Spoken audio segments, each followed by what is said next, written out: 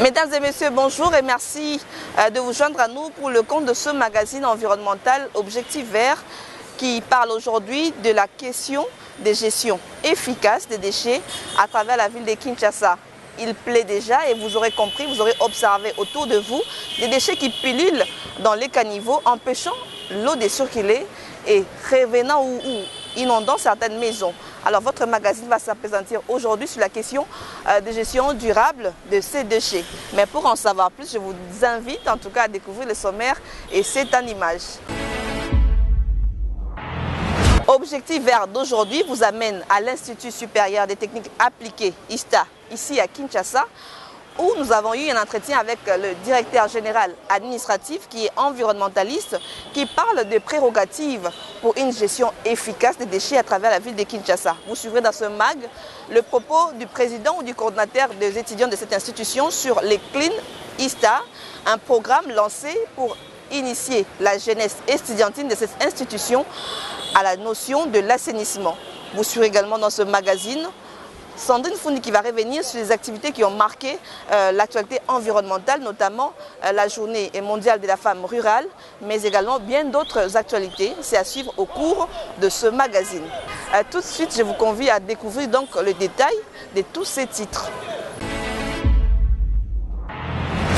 Rien ne se perd, tout se transforme. Cette affirmation devrait s'appliquer également pour les déchets ici dans la ville de Kinshasa où la situation de l'insalubrité semble s'éterniser au détriment de la population. En effet, la gestion des ordures ménagères est un problème universel qui concerne chaque habitant de la planète. Cependant, lorsque plus de 90% des déchets brûlés ou déversés dans les décharges concernent les pays à faible revenu, ce sont les populations modestes et les plus vulnérables qui payent les lourds tributs. Il faut également savoir que la mauvaise gestion des déchets contamine les cours d'eau, obstrue les caniveaux d'évacuation d'eau, provoque des inondations, propage de maladies, accroît les problèmes respiratoires du fait des brûlages des ordures à l'air libre. Et par ailleurs, les non-traitements des déchets solides contribuerait fortement au changement climatique car il représenterait plus de 5% des émissions de gaz à effet de serre. Et bien que la prise de conscience semble timide, il s'observe tout de même un élan de volonté comme celui des étudiants de l'Institut supérieur des techniques appliquées ISTA qui ont organisé dernièrement ici, dans leur institution, une journée de sensibilisation sur l'assainissement dénommée ISTA Clean, avec l'accompagnement de tout le corps professoral et avec l'accompagnement du bourgmestre de la municipalité de Barumbu. Le coordonnateur de ces comités d'étudiants revient ici sur l'objectif de cette journée.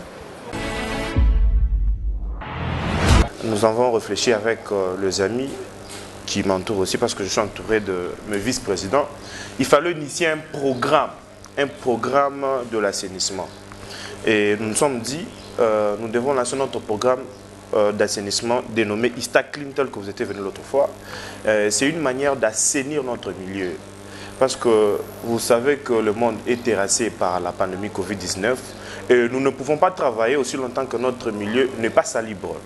Et c'est à ce que nous sommes dit, il faut rendre notre milieu salubre, il faut faire en sorte que les auditoires et même les alentours de notre établissement soient propres.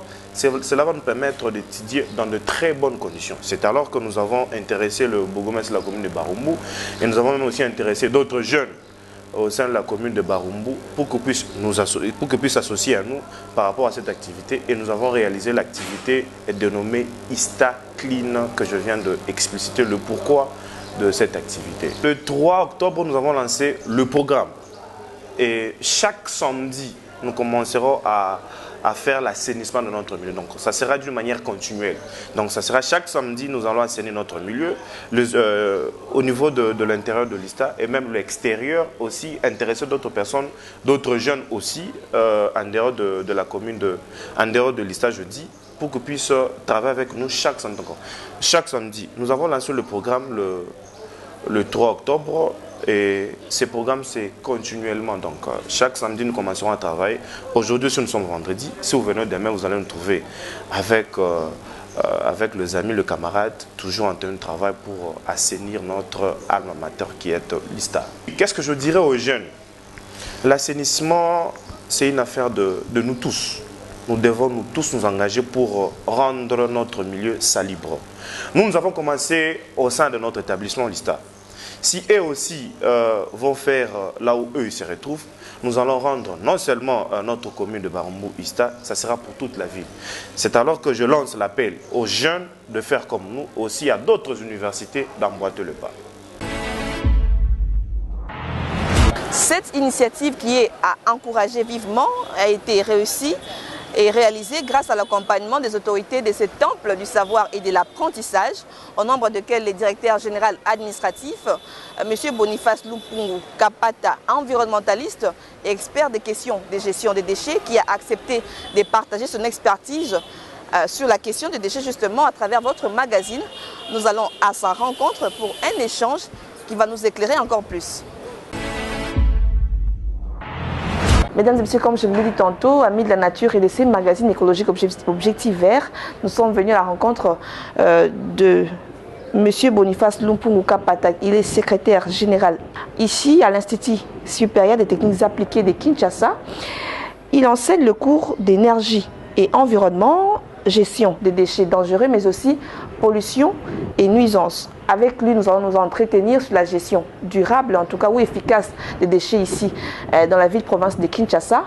Monsieur Boniface, bonjour. Bonjour, madame. Merci de nous recevoir ici dans votre bureau de l'Institut supérieur de techniques appliquées de Kinshasa. Alors, d'emblée, quelle est votre lecture en tout cas sur la gestion des déchets à travers la ville de Kinshasa? La gestion de déchets dans la ville de Kinshasa, c'est déjà une casse-tête vu la grandeur de la ville et les nombres de la population. Ça pose déjà des très sérieux problèmes. Les autorités tentent tant soit peu à pouvoir gérer les déchets. Mais cependant, il se pose un certain nombre de problèmes au sujet d'abord de la politique elle-même de la gestion de déchets.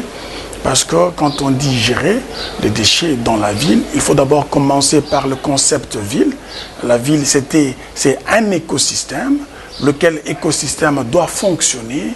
Et dans la gestion de déchets, on doit respecter toutes les conditions d'équilibre stable d'un écosystème. Ça voudrait dire, quand on produit, avant de produire, il y a la consommation. On ne peut pas parler de la politique de gestion des déchets sans pour autant parler de la consommation. Il y a déchets quand il y a consommation. Alors, si nous savons déjà comment consommer, eh ben, nous saurons comment produire les déchets. Il se pose déjà un problème dans la ville sur la consommation des déchets et de la consommation de produits. Des produits d'abord. Ça, c'est le premier élément. Le deuxième élément, c'est quand il y a production, il faut savoir exactement où est-ce qu'on amène ces déchets. Donc, il se pose déjà au niveau de la ville jusqu'à ce jour. Mais comment les amener aussi? Le problème de collecte. Oui.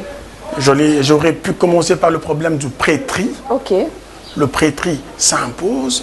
Après le pré-tri, vous avez la collecte, le transport, ainsi que le traitement de déchets. Okay. Mais ce qui se passe dans la ville, on déplace juste le déchet d'un coin vers un autre.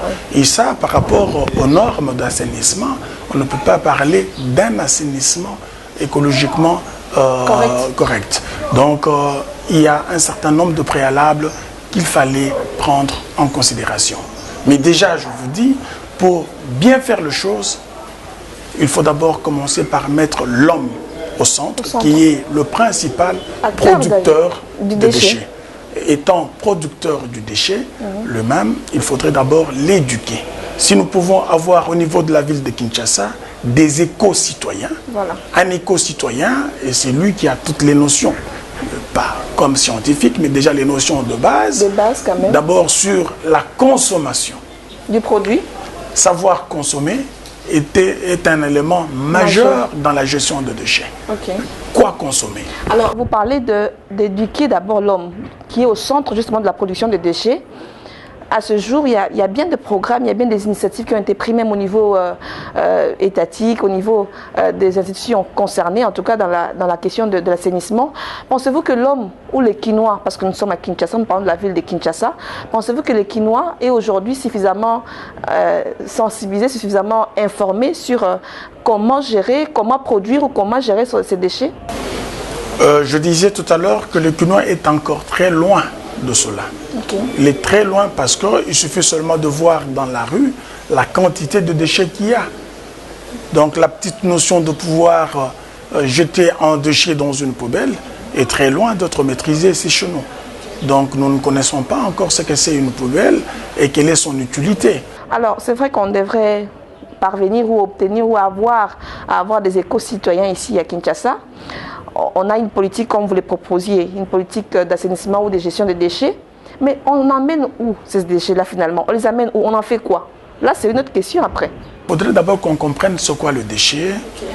Si cette question est bien comprise au niveau d'abord des autorités politico-administratives, on peut bien maintenant pousser la population et même les acteurs qui interviennent dans la gestion de déchets à pouvoir amener ce déchet là où il faut pour le traitement. Mais ici déjà, tout ce que nous avions un certain nombre de décharges de transit. Ces décharges de transit, n'ont pas été équipées correctement. Vous y trouvez des déchets putrescibles qui passent plus de 48 heures. Déjà qui dit déchets putrescibles, ce sont des déchets qui sont fermentescibles. Donc ces déchets-là peuvent facilement fermenter. Au bout d'un certain temps, ils peuvent commencer à puer, à se dégrader. Oui. Et dans leur dégradation, il y a des odeurs qui attirent déjà et qui produisent aussi, on arrive à produire aussi des vecteurs maladies. Vous y trouverez beaucoup de cancre là, vous y trouverez beaucoup de rats et autres là. Et ces déchets et ces décharges de transit sont en pleine cité. Et quand ces décharges deviennent de pôles d'attraction de parasites, de vecteurs maladies, ces vecteurs maladies rentrent directement dans la population. Et en rentrant dans la population, ils causent beaucoup de problèmes, beaucoup de maladies, au point où la population, comme on n'a pas l'habitude de faire de recherche pour savoir des maladies que nous connaissons et autres là, les gens tombent malades et par moment on en meurt. Et on accuse la tante, on accuse l'oncle, ainsi de suite. Alors qu'en réalité, l'origine du problème, l'État en est responsable d'une manière générale. Alors, vous en tant que scientifique, environnementaliste de votre État, surtout avec un cours comme celui de gestion des déchets dangereux, quelles sont vos propositions par rapport à cette manière de gérer les déchets à travers la ville de Kinshasa? Ce sont des propositions qu'on ne peut pas donner d'emblée parce que le problème est très complexe. Parce que ces propositions, on peut le donner pour qu'elles ne servent à rien. Alors, ce que moi je pourrais demander, c'est qu'on puisse d'abord définir la politique réelle de gestion des déchets. Les déchets produits dans la ville de Kinshasa, qu'est-ce qu'on en fait? Partant de là, on va voir comment faire soit le traitement, on va définir le type de traitement qu'on doit faire à ce déchet.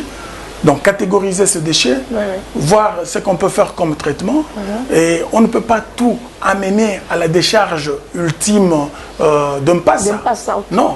Et d'ailleurs, dans les normes, cette décharge ne pouvait plus fonctionner à ce jour. Surtout qu'on y amène de tout en fait. C'est ce qui n'est pas du tout normal.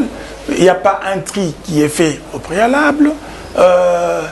On ne pouvait admettre dans cette décharge que les déchets ultimes, mais curieusement, même tout ce qui pouvait être valorisé, tout ce qui pouvait être recyclé, tout ce qui pouvait être réutilisé, vous les amenez là.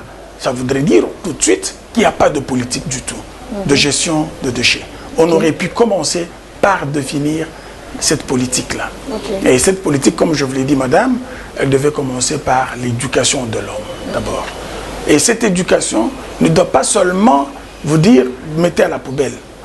Mais d'abord sur la consommation. Quoi consommer par exemple? Vous trouverez un produit qui a 3-4 emballages. Donc il y a des emballages qui ne servent plus à rien. Encombrants, inutiles. Encombrants. Et qui vont poser des problèmes dans leur gestion.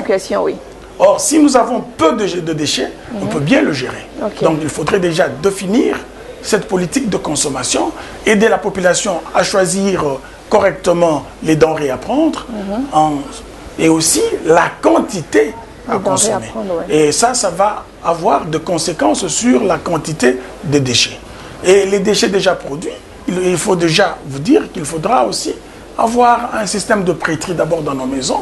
Ça ne coûte rien d'avoir 2 ou 3 poubelles pour déjà trier nos déchets. Il y a un propre d'espace. vous savez que c'est pas, on va dire que c'est quand même un luxe qui n'est pas donné à tout le monde d'avoir de l'espace chez soi pour se munir de 2-3 poubelles. On n'a pas ce luxe-là. Tout le monde ne peut pas se permettre cela. Comment voulez-vous que quelqu'un qui habite dans une parcelle, on va prendre un exemple, il y a 3, 4, 5 maisons dans un même enclos, dans une même clôture. Comment voulez-vous que chacun de ce locataire ou de ses habitants puisse avoir 2-3 corbeilles à poubelle? Là, il y a encore un problème. Oh, l'espace, nous l'avons. Nous l'avons? L'espace, nous l'avons. Quand je dis corbeille, ce ne sont pas de trucs ou poubelles aux dimensions cependant de 3-4 mètres carrés. Okay. Non. C'est juste 2 petits bassins que nous utilisons, mais qui peuvent être couverts, ou encore 2 seaux qu'on vend en plastique, qu'on peut facilement couvrir. Mais là, il faudra évacuer ça très rapidement. Tout à fait. Donc il faudrait maintenant que l'État aussi organise un système de collecte. Ce système de collecte fait défaut. Vous savez, madame, nous sommes jusqu'à ce jour en train de vivre, les effets de la colonisation.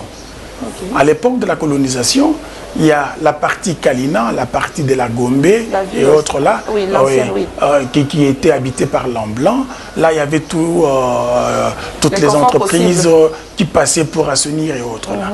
Et nous sommes en train de vivre la même chose à ce jour. Pourquoi? Puisque le 3/4 d'entreprises, et même beaucoup d'ONG qui évoluent dans le secteur d'assainissement, se concentrent sur cette partie de la ville, oubliant que la grande partie de la population vit à la cité. Ce qui fait qu'à la cité, il y a très peu de structures organisées qui ramassent le déchet. Et ça, c'est déjà un problème. Vous avez, Dieu merci, que nous avons encore certains pousse-pousseurs qui passent pour récolter ou encore collecter les déchets, aller les jeter. Mais sans que les autorités politico-administratives se demandent où est-ce qu'ils amènent ce déchet, que deviennent ces déchets-là où ils le jettent, et quelle est la conséquence de déchets sur la population. Voilà au moins un certain nombre de problèmes que nous pouvons, un certain nombre de questions qu'il faut soulever par rapport à la gestion de déchets. C'est vrai qu'il n'y a pas de politique, c'est vrai que les problèmes sont énormes et complexes comme vous le disiez. Nous, c'est-à-dire en tant que population, qu'est-ce qu'on peut faire? Il n'y a pas de politique, mais on fait comment? Les habitants font partie des acteurs. Non seulement qu'ils sont producteurs, mais l'État doit les utiliser aussi comme agents d'assainissement. Donc chacun de nous est obligé de se prendre en charge. En quoi faisant? Tout à fait. Tout à l'heure, nous avons dit qu'avant d'acheter, il faut savoir ce que l'on achète et comment le consommer et savoir jeter. C'est aussi encore une autre question que nous devons intérioriser, savoir jeter. Et dans le savoir jeter, il faut savoir où amener ce déchet.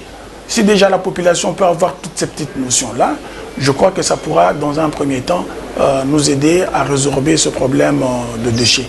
Mais il est complexe, le problème. J'imagine.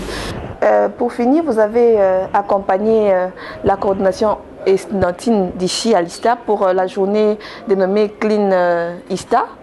Comment avez-vous accompagné cette journée, justement? Très bien, ça c'est... Il nous faudra pratiquement arriver à avoir des unités pilotes de traitement de déchets. S'il faut, en tant que scientifique, apporter quelque chose à la société, ce sont ces techniques de traitement. Donc nous sommes obligés d'avoir des unités pilotes dans nos universités pour le traitement de déchets, lesquelles unités pourront servir de modèle aux autres entreprises, aux autres organismes qui se plongent dans l'assainissement, dans la gestion de déchets. Alors un petit mot de la fin. Je suis très content que vous soyez venus à nous et je vous en remercie. Je souhaiterais qu'on puisse pratiquement réfléchir de manière systématique sur la question, parce que tel que vous m'avez posé cette question, on n'arrivera pas à tout dire, mais plutôt il faudrait pratiquement parler de thèmes. On peut disséquer ces sujets-là en de thématiques qu'on pourra exploiter de manière à ce qu'à la fin, on pourra sortir une synthèse qui pourrait compléter la politique de gestion de déchets de la ville de Kinshasa. Et aussi, il faudrait dire qu'au niveau de bourgmestre, chaque commune est censée avoir une politique de gestion de déchets pour aider l'autorité provinciale. dans chacune des municipalités. Donc, merci beaucoup, M. Boniface Lumpung-Kapata. Je rappelle que vous êtes chef de travaux à l'Institut supérieur des techniques appliquées, ISTA, de Kinshasa. Vous enseignez le cours d'énergie et environnement. Vous enseignez également le cours de gestion des déchets dangereux et celui de pollution et des nuisances. En tout cas, nous sommes ravis de votre passage et nous espérons que vous allez repasser très souvent pour, on va dire, éclairer la lanterne de nos téléspectateurs. Merci à vous. Et à très prochainement. Merci.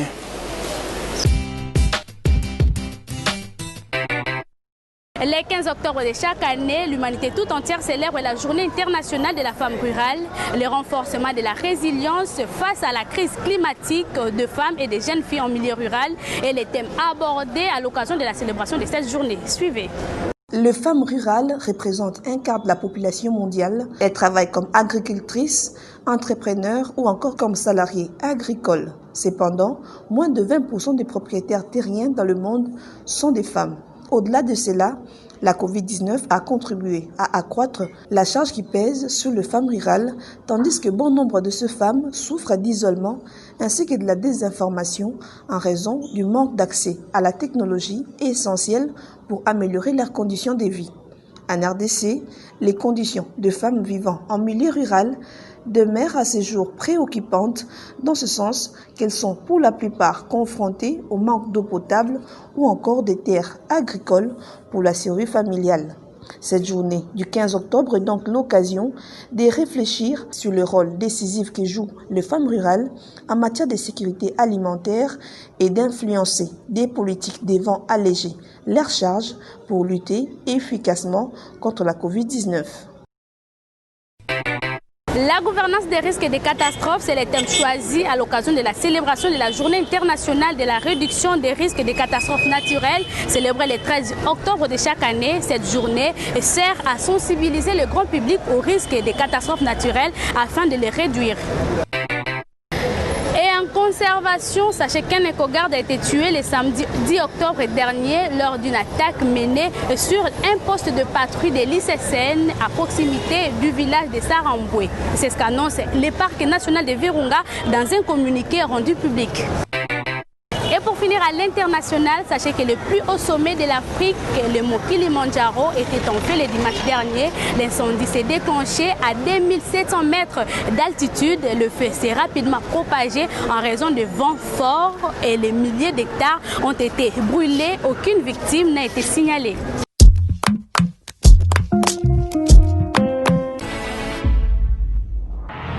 Dans une ville comme Kinshasa, dont le volume des déchets journaliers est estimé à plusieurs tonnes de déchets par jour, une ville marquée par la rapidité de l'urbanisation, par la croissance démographique et par une forte dose d'exode rural, une prise de conscience collective d'une gestion durable des déchets s'impose. À cela devrait s'ajouter l'implication efficace et sans complaisance des autorités compétentes, car notre santé, mais également notre environnement, paye déjà un lourd tribut. C'est sur cette réflexion que va se refermer ce numéro de votre magazine écologique Objectif Vert. À vous qui êtes à la maison en train de nous suivre, nous vous disons merci. D'ici là, prenez soin de vous, surtout de votre environnement. Au revoir et à très bientôt.